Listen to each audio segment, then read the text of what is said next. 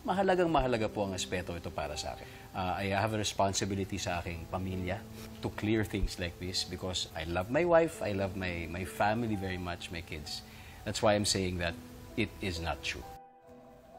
Sa unang pagkakataon ay nagsalita na ang host actor na si Dingdong Dantes tungkol sa matagal ng issue sa kanya patungkol sa di umano'y pagkakaroon niya ng anak sa aktres na si Lindsay De Vera.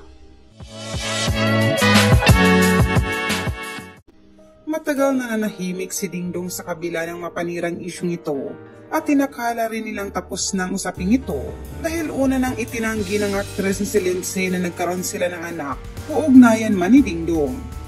Ngunit dahil nga tila ipinabalik ito ng ilan at hindi mapatay-patay ang nasabing issue, ay mas pinili ni Dingdong na magsalita na tungkol dito upang siya na mismo manang magsabing walang katotohanan ng balita.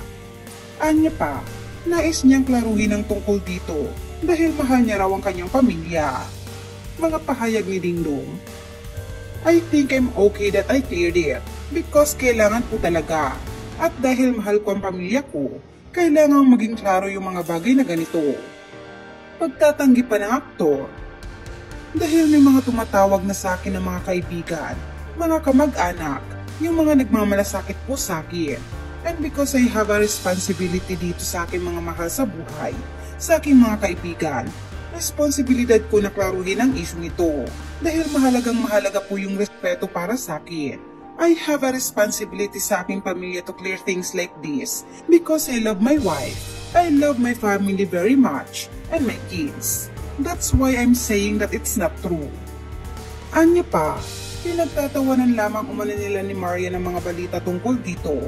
Ngunit dahil tila lumalala raw ang mga kwento, ay kailangan na raw niyang linawin sa lahat na hindi ito totoo.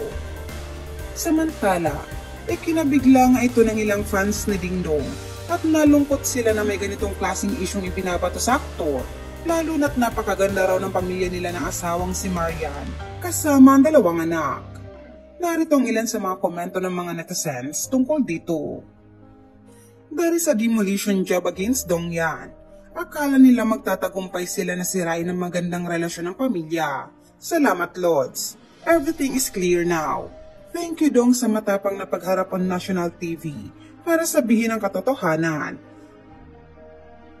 Noon pa yan, may interview si Lindsay De Vera and sabi niya mismo wala silang naging kaugnayan and wala silang anak at hindi totoo.